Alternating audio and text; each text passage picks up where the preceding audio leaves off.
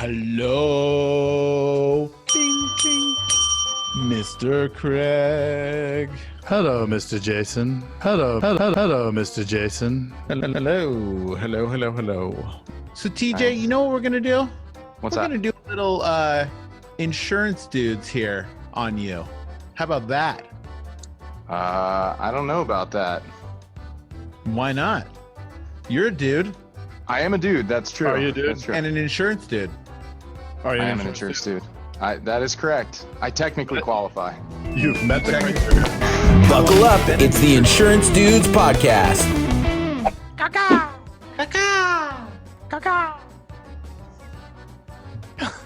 That hurts. Is this? Can you hear me? Yes. Is this your guys' normal intro to each other? Pretty much. Yeah. Nice. I injured my back a bit doing that. It was a special one. Nice. What's up, TJ? So, What's going What's on, up? guys? How was Hawaii? Awesome. The best. Shaka bra. Yeah. Shaka bra. So, TJ, you know what we're gonna do? What's we're that? gonna do a little insurance dudes here on you. How about that? I don't know about that. Why not? You're a dude I am a dude. That's true. Are you a dude? That's true. and an insurance dude. Are you I am an insurance dude. That is correct. I technically qualify. You've met the technically- criteria. How long have you been an insurance dude? I've been an insurance dude. How long you guys been around? Like A on year. Earth? No. I've been an agent since 2014. Oh, cool. Yeah. Jason, he What? just teed one up for you.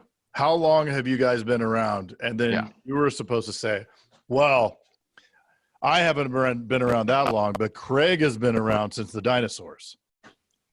There you Oh, go. That's what I was dang looking it. for. I'm off my game. Unreal. Craig takes a vacation. I lose my touch. You were camping or something, though. Maybe that's it. I did camp. Nice. Yeah. So since 2014, did you buy an agency or did you start a scratch? I bought an agency in Arizona, actually. I bought an agency in Scottsdale in 2014. Yeah. It's funny. I didn't know Craig when I was in Arizona, but here we are now. But yeah, so I had an agency for a couple years in Arizona, and then I came back to California to take over my parents' agencies. No So way. both So both my parents are agents out here. that's so cool. And how long have they been agents? 30, 40 years.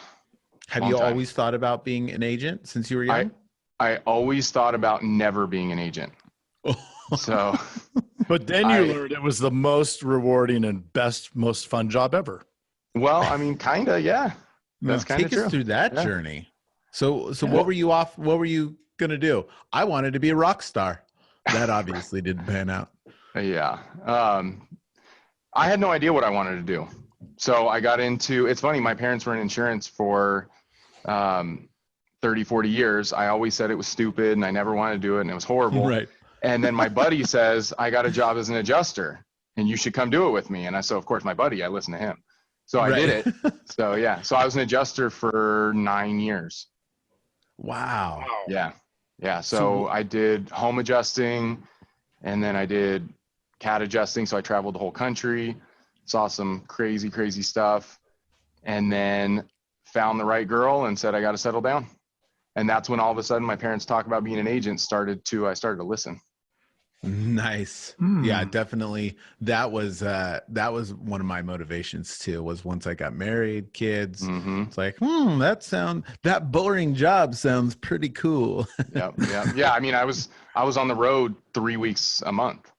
So that that's doesn't brutal. really work with having a real life, trying to settle down. So yeah. Did that help you become an agent? What perspective did you bring from that experience that helped you as an agent? Oh, I mean, it helps me a ton to really understand that side of the business. It's funny. I wish I understood being an agent when I was an adjuster. So now I look back at how I was an adjuster. I was like, man, I wish I understood what those guys go through, you know? And so, Yeah. denying claims and knowing you guys are going to get an angry call and like not really weren't, I didn't even understand your side of the business. Like, this is just what we do. We deny claims when it should be denied. You say no. Yeah. That's what we're taught to do. So, I mean, if it should be denied, Right. Yeah, it was an interesting gig seeing, the types of damage I've seen. I did murder claims. You'd be surprised how expensive those are. But houses, I think I did Sandy. Yeah, I didn't do it, but I think I did the next door one to the one that was on the cover of Time magazine, because like half the house was standing and half wasn't. So I did that. Wow. I did a claim for one of those, and actually multiple of those. It's pretty crazy. Crazy. So with that, like with those experiences, what takeaways would you have that maybe an agent wouldn't have in those circumstances?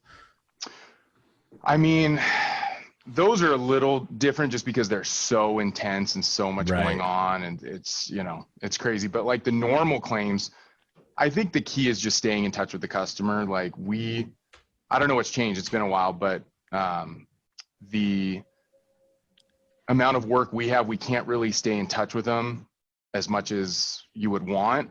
And a lot of times, we speak claims adjuster talk, right? So, this is our CV, and this, you try your best, but you're not going to do a great job. So as an agent, to actually break it down for the customer and say, I know this is what they're telling you, but let me tell you in real world, this is what it means. This is why. That would be super helpful. Yeah. And that's interesting because a lot of times, you hear from agents all the time that, the claims adjusters, like it's almost like they're just so beat up by the agents, you know what I mean? Like, and they get so poo-pooed on because of the way it was treated. But to your point, that with that much going on, that's got to be tough. And that really is our role, right? Our role is to be the face of that and to kind of comfort. Yeah. Yeah. As an adjuster, it's all about, reading that policy and finding the tiny little things about this and that. And is there a windstorm opening, or did the opening because of this? And like, it's just so complicated. And so as an agent, you got to be able to break that down for people. So, yeah. Luckily, I didn't get beat up too much from agents though. I'm happy about that. That wasn't too bad. What about clients? Yeah. From clients? Oh yeah, is bad. It was bad. Yeah. I never had anything too terrible, but I was threatened once where it was like scary. I kind of had to run away. But, and then there's ones where I was in Newark, New Jersey, and I was sent into a building that was clearly occupied by homeless people, and it was pitch black in the daytime. Ugh. That was scary. Oh. And they I actually left and told them I wouldn't do it. And then they said, well, just get a flashlight, go at noon, you'll be fine. And I don't know. I just did it, but I hope times have changed since then. They wouldn't make people do that anymore. That was like really scary. Now they got robots. But who would do it? Yeah. They have robots?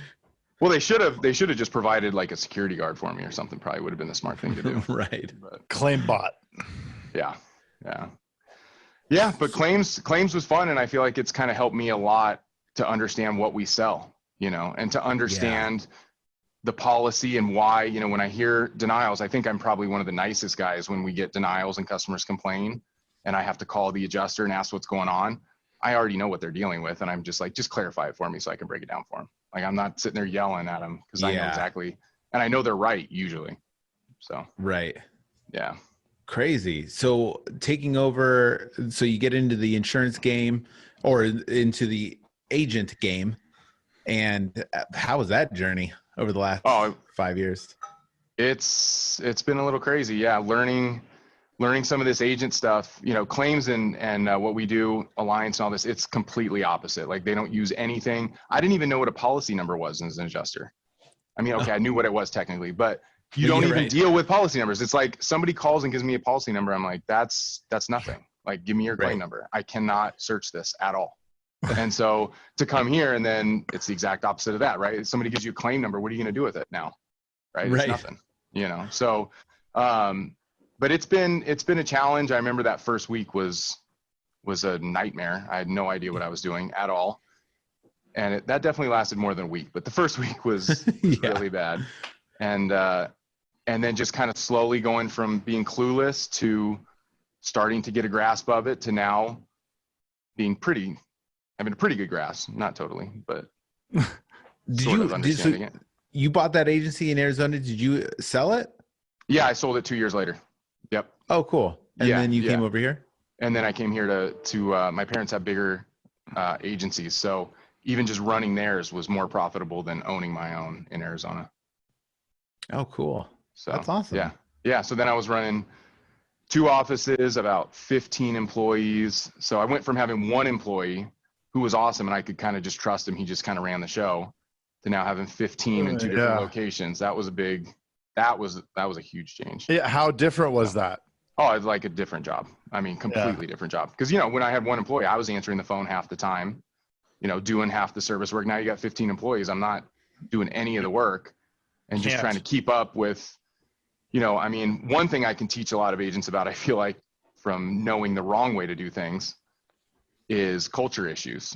We had a lot of culture problems, and learning how to get through those was challenging.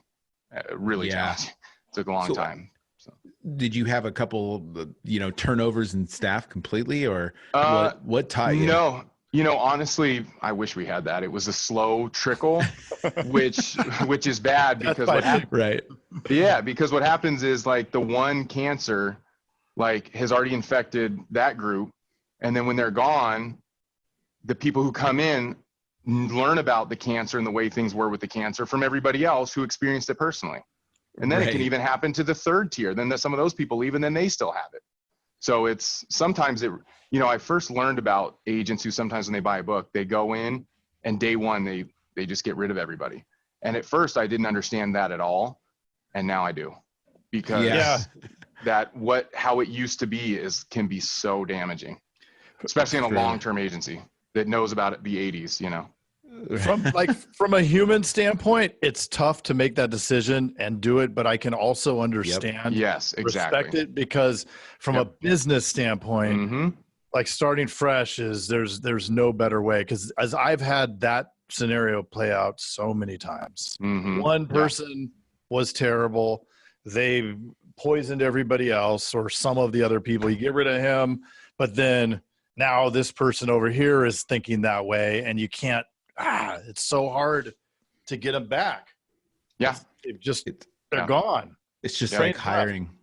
It's like hiring somebody that's been in the industry for 10 years. Right. Yeah. Yeah. They're going to do it your way, or they're going to do it their way. Yeah. Oh, they're going to do it their way, or they're going to do it their way. Right. Yeah, but it's not in my nature to be that type of person, and that harmed me. Like, I can very clearly look back and reflect and say, caring about people too much was damaging to the business. So you have to be able to put that business hat on and say, I got to do what the right thing is for the business, and not just what feels good or what feels right. Yeah. Right. Because you got to look at the agency as a whole. It's like its own entity. So if it's going to hurt everybody, you got to get rid of the person that is causing the pain for multiple people. And here's the other thing, is that person that's causing all that pain probably doesn't care much about the business or the people in it, because they would be acting like that. So you can care more for them than they actually care for themselves. And that's not good. You're describing what happened. So you're absolutely right. Yeah, absolutely. But absolutely. You know what? And I think that in our world, most of us are salespeople, right? And I think that there's something behind the need to be a salesperson. Like, you want people to like you, so you're a nice guy, you get along with prospects. It's this whole, you're a nice guy, a nice gal, whatever. And that's why you can sell, right? That's part of the whole thing, because you can connect, you can create rapport. And so then with your staff, you're a nice guy and you're a salesperson. So you can sometimes, even with the cancer, you can still kind of, maybe I won't, maybe I'm making the wrong call right now, and you go back to that nice guy attitude when you need to be business. I mean, there's a time when, and especially when there's 15 of them, when you scale, holy moly, cancer it grows exponentially. Yeah. And the other thing we learned too is the fear that you have of if you lose the cancer and what you're going to lose, especially I'm sure a lot of the older agents think of, oh, the older clients who like that person. That fear is always overblown. Like I can't believe, even I thought it was going to be at least a little bad, and it wasn't. It just wasn't. So it was easy. yeah, it just wasn't that big of a deal. And so that's your whole reason for holding on to a cancer. That's another reason you're wrong to not do it. Excuses. Yeah. Yep. Come up with a million excuses why we don't want to do the one thing that is going to be painful, which is telling them to leave when they're actually going to expect it anyway because they're acting like a jackass. Yeah. I mean, you tell them every time I've had that conversation, you sit down and they're like, oh, okay, I get it. And you're like, man, I was sitting there, couldn't sleep the night before, at the beginning. Now it's pretty, it's a lot easier. Yeah. I think it gets easier. Yeah, definitely. Were your parents good mentors to you for your agent? I mean, obviously it's gonna be harder with parents, right? Like even my mom was a personal trainer, and it's like I never listened to her for personal training. You know what I mean? I'll listen to other people, but it's just that mental block with parents. So who were some mentors with you? Well, my parents were great mentors in a lot of ways, and it probably is relevant to what's going on now in that one of the ways my parents got so big was being smart during the last time the company made major changes and a lot of agents freaked out. They jumped in and bought up a bunch of agencies when everybody was freaking out and trying to get out. So that ended up being an amazing decision, and that's why we got big agencies now. That doesn't always mean that history is going to repeat itself, but theoretically, it's good to keep that in mind, right? So in that sense, it's been super valuable to see, what can happen when you be positive and try to go with the flow and make smart business decisions, especially with acquiring when that makes sense. Because even then, they let him acquire a bunch of agencies and put them all in one office. So I only have one location when technically it's like 7 or 8 agencies in one. Yeah. So I hope they do that again, although I'm not sure if they will. Yeah. Maybe. You never know. That's cool, man. So when a change comes and everybody's freaking out, you're kind of laughing, right? Yeah. Well, sort of. I mean, it's not always the same. I'm not always laughing, but sometimes, I mean, the back of my head is, how to find the positive in it, right? I mean, you could easily dwell on the negative, or you could say, okay, yeah, maybe there is negative, but maybe there's positive as well. So can I put that energy toward the positive? That's what I'm. Yep. That's what I'm trying to do. There is typically going to be a positive and a negative. Exactly. Almost everything there is. Yeah. Yeah. Exactly. Yeah. And it's easy to focus on the negative, and it's easy to listen to the negative Nancys that are out there, or negative Nates. I don't know. Just be gender correct. But that's it. And your parents did. They did listen, they did lean into the negativity, and they used that as a positivity, right? They used that as the leverage to find how to get them to the next level. And it's like, I mean, I think that when there's a problem is when a solution is needed, and there's a lot of opportunity. There's always opportunity in problems. Yeah, exactly. You hear a lot about how some of the richest guys, they're excited for the next crash, right? Because a crash is a problem, but there's opportunities in it. Right? Yep. So you got to find those, and they can actually be bigger opportunities than normal. In any crash or any sell off, right? Which is what may be happening in some companies. Is if there's a sell off, then it drives prices down. If prices are low, then I mean, when do what does Warren Buffett say? Right? Buy low. So there is a tremendous amount of opportunity that seems to be on the horizon. Yeah. And for a lot of the people with books, with loans like me, Ray Dalio's been in the news a lot lately, and he talked about how he spent so much money during the 2008 crash. And his answer was either it's going to get better and I'm going to make a ton of money, or the whole world is going to collapse anyway. So what difference does it make? And it's kind of like, if you already have a loan on your book, I mean, who cares if it's bigger? If you're going to file for bankruptcy anyway, then what difference does it make? Go all in. Yeah, that's true. That's kind of like when we talked to Jay Atkins, it was the same kind of thing. He's a very all-in type guy. And you see any of these big agents, you know, anybody that's successful, they're all in. You know, nobody's just dabbling. No one's like, this kind of sucks. Like nobody's super successful is on that line. Exactly. Calculate your risk and make a decision. You know? Indecision can be just super costly. Yep. Yeah. And I've seen that too.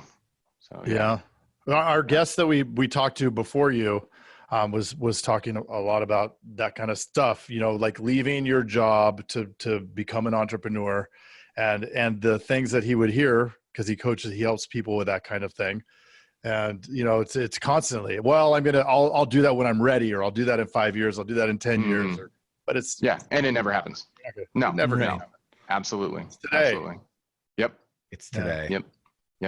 Hey, you've got to check out the Insurance Dudes Inner Circle, coming soon, where you get extended interviews as well as live coffee talks in our private Facebook group. Join the mailing list today at theinsurancedudespodcast.com. Hey, thanks for checking out the Insurance Dudes. Hey, please subscribe. We got some really great stuff coming out.